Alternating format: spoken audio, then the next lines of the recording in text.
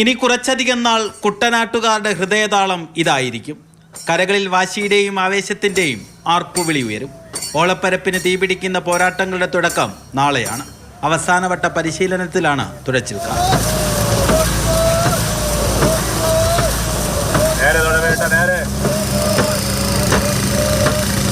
അമ്പലപ്പുഴ ക്ഷേത്രത്തിലെ പ്രതിഷ്ഠാ വാർഷികത്തോടനുബന്ധിച്ചാണ് മിഥുനമാസത്തിലെ മൂലം നാളിൽ വള്ളംകളി നടക്കുന്നത്.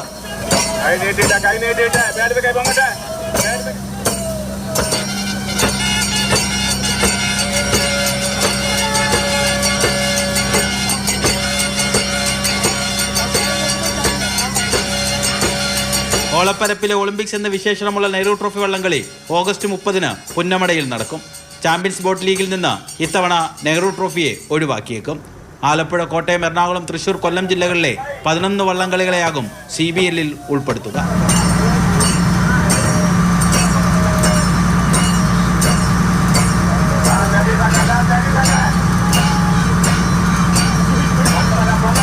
മാതൃഭൂമി ന്യൂസ്, ആലപ്പുഴ.